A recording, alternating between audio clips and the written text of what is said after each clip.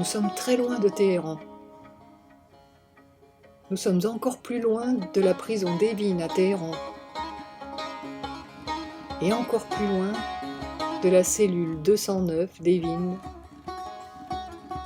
où Mavache, Sabet et 6 autres membres du Yaran furent emmenés en mai 2008 parce qu'ils étaient bahaïs.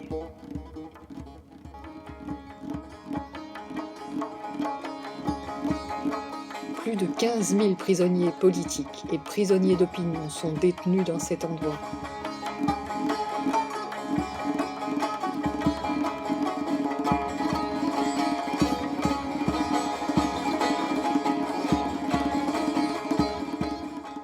Comment pourrions-nous imaginer ce qu'ils endurent? Il y a tant de barrières qui nous séparent. Il y a tout d'abord la simple distance physique entre nous.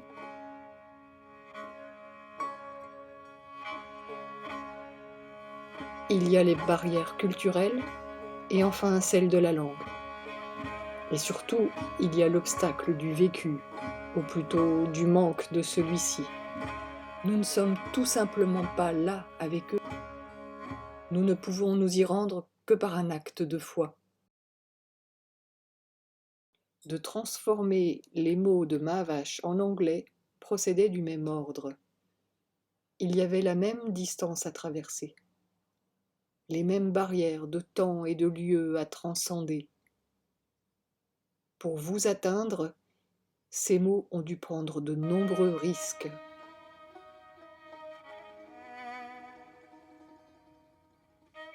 Ils n'ont pas seulement dû traverser les murs de la prison, mais aussi survivre à l'adaptation, l'interprétation, la reconstruction et l'appropriation d'une langue différente.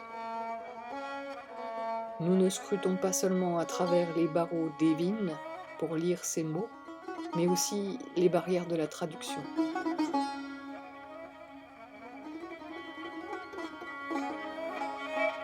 Pour traduire de la poésie, le cœur doit aller de l'avant. L'esprit doit courir au-delà de la limitation des mots.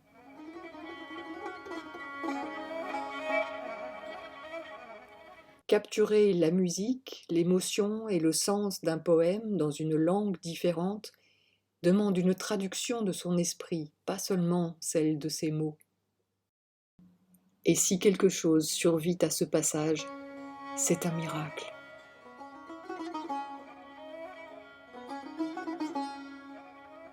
Mavache elle-même a déjà accompli ce miracle. Elle a déjà pris des risques bien plus grands. Elle n'a pas peur de décrire la vie en prison. Elle ne s'y appesantit pas pour autant. Elle ne nie pas les misères de l'isolement solitaire. Elle écrit plutôt l'amour.